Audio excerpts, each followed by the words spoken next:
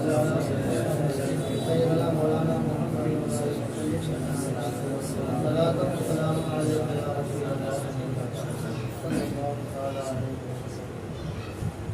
بسم الله الرحمن الرحيم. وعن ابي هريرة عن النبي صلى الله تعالى عليه وسلم قال لولا ما في البيوت من النساء والذرية اقمت صلاة العشاء وامرت فتيان يحرقون ما في البيوت بالنار. رواه احمد.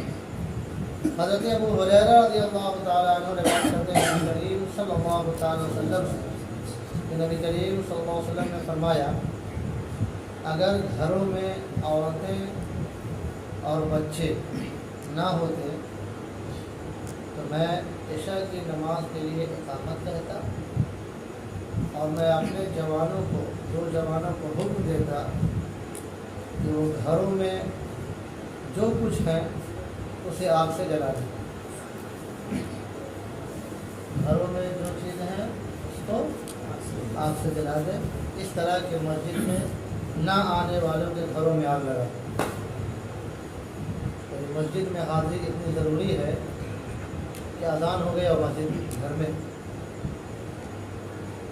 میں ایسا کرتا. اس کی تشریح پہلے گزری ہے. اب یہاں پر خیال رہے کہ سرکار صلی اللہ علیہ وسلم جن جوانوں کو اگر اس کا حکم دیتے تو ان جوانوں سے وہ جماعت ثابت ہو جاتی. ظاہر ہے وہ بھی تو جماعت میں نہیں ہے کیونکہ حکم کس کا ہے؟ سرکار صلی اللہ علیہ وسلم کا. تو ان کے حکم کی وجہ سے ان جوانوں پر جماعت ثابت ہو جاتی, معاف ہو جاتی, کیونکہ نجات تو سرکار کی اطاعت میں ہے. نجات حضور کی اطاعت میں ہے. جس کو جماعت کا حکم, جب جماعت کا حکم دے جماعت واجب, چھوڑنے کا حکم دے تو چھوڑنا واجب, کام کرنے کا حکم دے تو وہ کام کرنا واجب, اس کام کو چھوڑنے کا حکم دے دے. بلکہ جس کی نماز سے راضی, اگر کسی کے ترک نماز سے راضی ہیں سرکار صلی اللہ علیہ وسلم تو اس کے لیے ترک نماز عبادت ہے, اور کسی کی عبادت سے ناراض ہے تو عبادت اس کے لیے وبال ہے. کسی کی عبادت سے حضور ناراض ہیں تو وہ عبادت اس کے لیے وبال ہے, کیونکہ اصل نجات حضور کی اطاعت ہے. تو یہ فرمایا سرکار صلی اللہ علیہ وسلم نے کہ میں جوانوں کو حکم دیتا کہ وہ گھروں میں جو کچھ ہے اس کو آگ لگائیں. یعنی جماعت کتنی فضیلت ہے, کتنی اہمیت ہے. وعنه قال امرنا رسول الله صلى الله عليه وسلم اذا كنتم في المسجد فنودي بالصلاه فلا يخرج احدكم حتى يصلي. رواه احمد. انہی سے روایت, یعنی حضرت ابو ہریرہ رضی اللہ تعالیٰ عنہ سے ہی روایت ہے. انہوں نے کہا کہ ہمیں رسول اللہ صلی اللہ علیہ وسلم نے حکم دیا کہ جب تم مسجد میں ہو پھر نماز کے لیے اذان کہہ دی جائے تو تم میں سے کوئی بغیر نماز پڑھے نہ نکلے. کسی کام سے مسجد میں ہو, اذان ہو گئی تو بغیر نماز پڑھے تم میں سے کوئی بھی مسلمان مسجد میں جماعت سے نہ نکلے, جماعت پڑھی نہ نکلے. یہ اس کی تھوڑی تشریح ہے.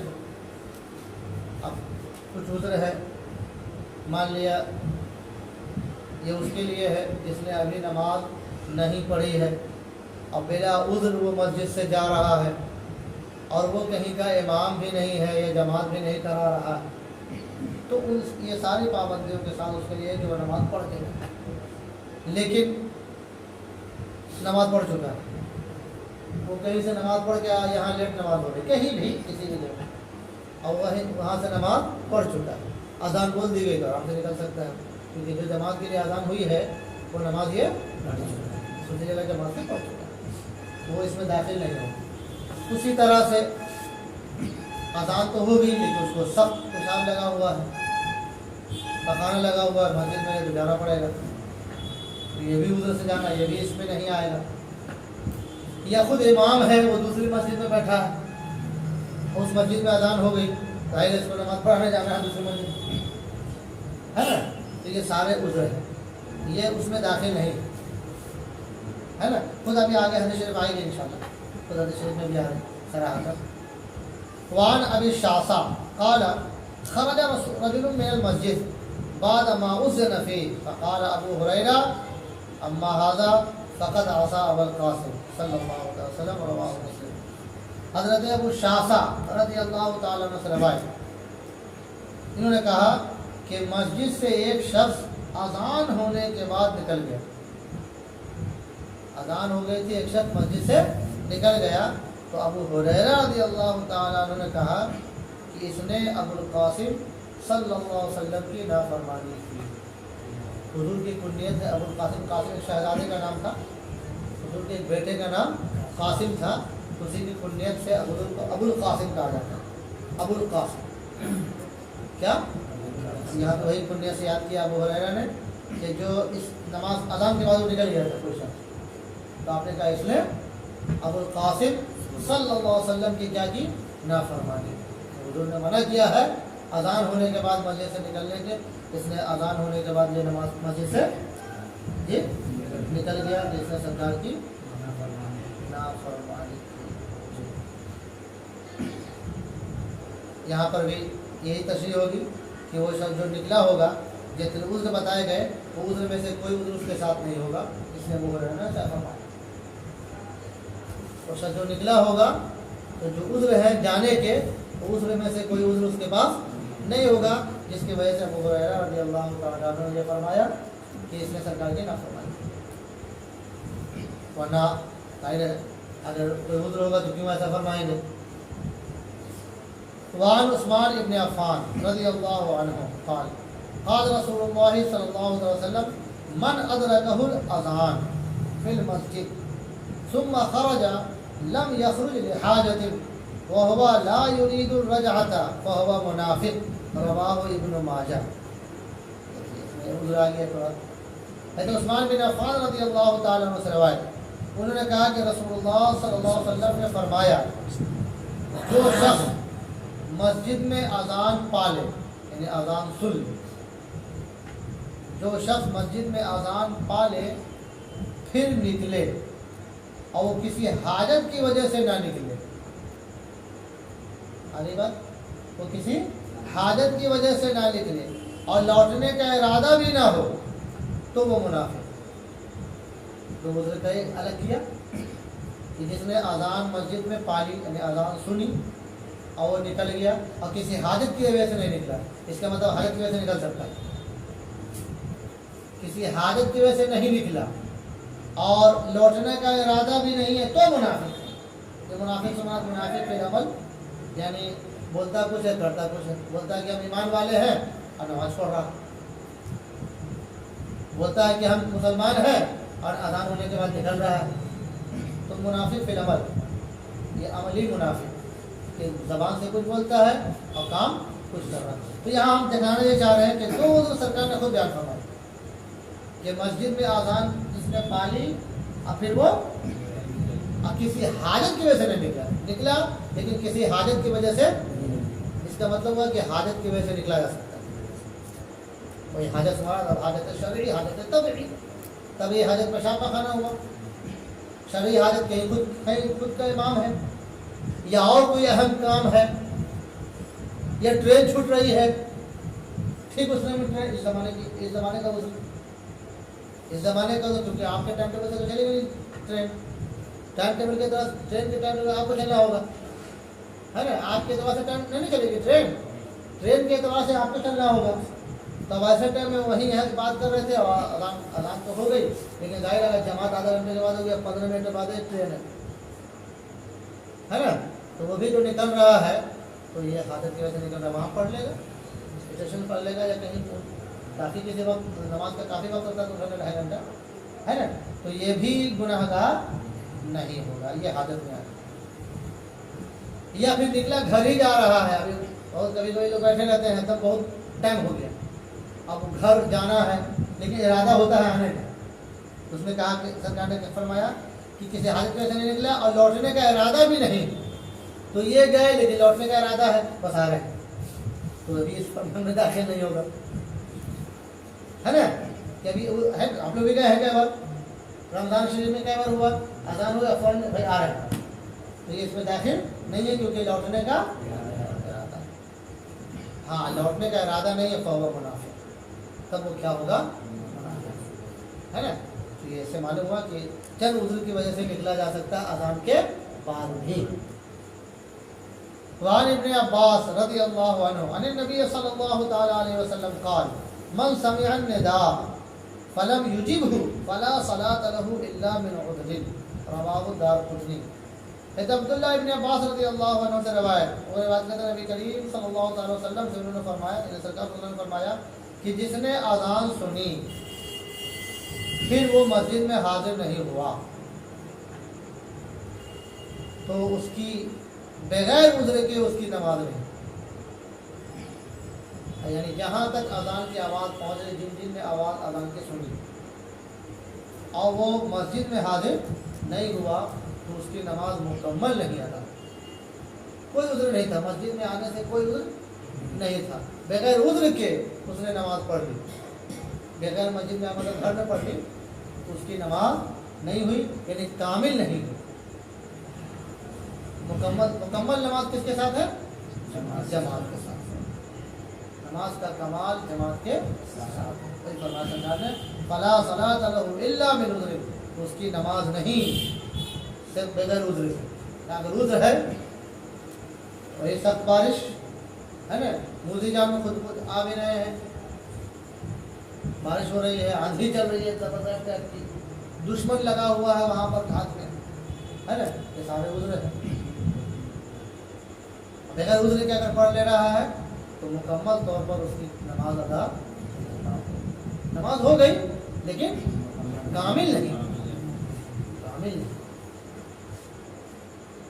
وعن عبداللہ ابن ام مکتوم قال یا رسول اللہ صلی اللہ علیہ وسلم ان المدینة کثیرۃ الحوام والسباع وانا ضریع البصر فهل تجد لي من رخصة؟ قال هل تسمع حي على الصلاة حي على الفلاح؟ قال نعم، قال فحي هلا ولم يرخص، رواه احمد والنسائی۔ عبداللہ ابن ام مکتوم سے روایت ہے، یہ نابینا صحابی، بلال، حضرت بلال کے بعد سے بھی اذان دیتے ہیں، مؤذن یہ بھی ہیں، حضرت بلال کے مشہوری ہیں، یہ بھی ہے عبداللہ ابن ام مکتوم، یہ بھی نابینا ہے، اذان دیتے ہیں۔ تو یہ روایت کرتے ہیں کہ میں نے عرض کیا یا رسول اللہ صلی اللہ علیہ وسلم، مدینہ میں کثیرۃ الحوام یعنی کیڑے مکوڑ موذی جانور بہت ہیں اور درندے بھی بہت ہیں، موذی جانور اور درندے بہت ہیں اور میں نابینا ہوں،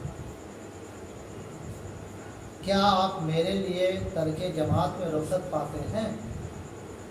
میں جماعت چھوڑ دوں اور گھر ہی میں نماز پڑھ لوں؟ خیال رہے مدینہ شریف میں ابتدائی، مدینہ کا پرانا نام کیا ہے؟ یثرب، پرانا نام یثرب۔ حضور کے آنے سے پہلے مدینہ کی آب و ہوا انتہائی بیمار والی،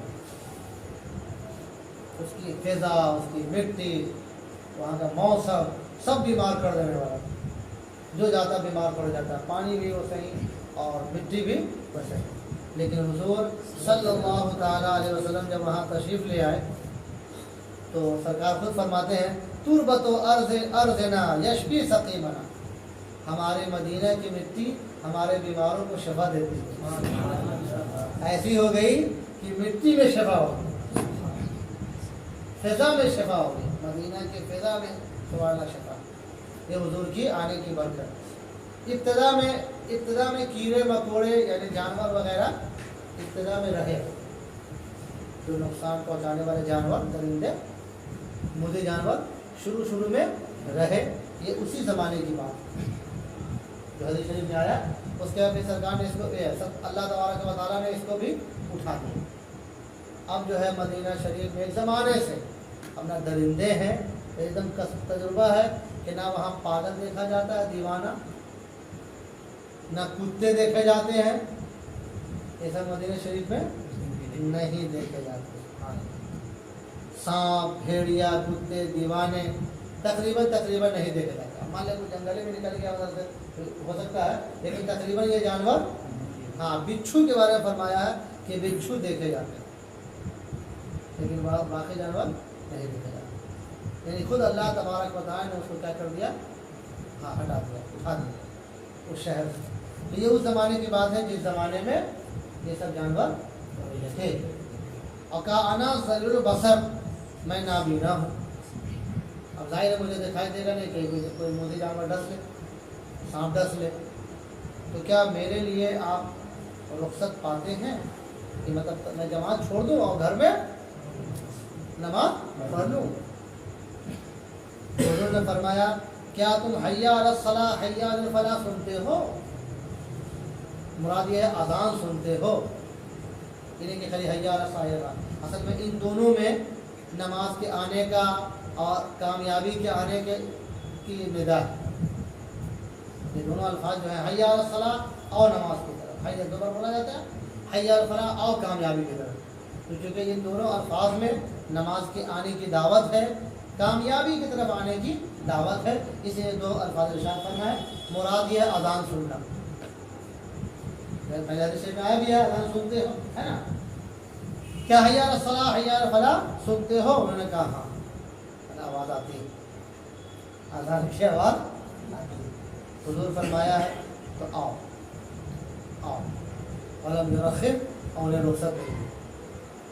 تو اب ظاہر ہے یا تو اذان کی آواز تو جاتی ہے تو پکا ہو گیا کہ اذان کی آواز جاتی تھی، ان کے پاس یا تو آدمی ہوگا کہ ان کو پہنچا سکے، یا مسجد قریب ہوگی، گھر سے مسجد قریب ہوگی، نقصان کا ویسا اندیشہ نہ ہوگا، ورنہ بعض صحابی کو سرکار نے اجازت بھی دی ہے، بعض صحابی کو وہیں پڑھ لینے کی اجازت دی ہے، تو ممکن ہے کہ ان کا گھر دور ہو، کافی فاصلہ ہو، ہے نا؟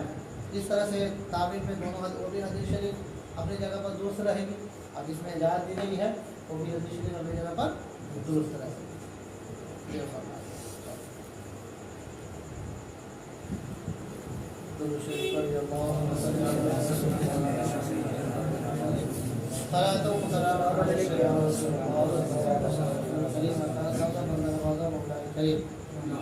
حدیث شریف مع ترجمہ تشریح کے ساتھ عرض کیے گئے مولا اسے دماغ میں دل میں محفوظ فرما، دنیا اور آخرت کی برکتیں نصیب فرما، ایمان پر خاتمہ نصیب فرما، بے حساب و کتاب مغفرت فرما۔ حدیث شریف کے طالب علموں میں ہم لوگوں کا دنیا اور آخرت دونوں میں معاملہ فرما، جن کے ماں باپ قید حیات ہیں صحت و سلامتی کے ساتھ لمبی عمر عطا فرما، جو گزر گئے ہو دونوں یا دونوں میں سے ایک، ان کی مغفرت فرما، ہم لوگوں کی نیکیاں بھی انہیں نصیب فرما،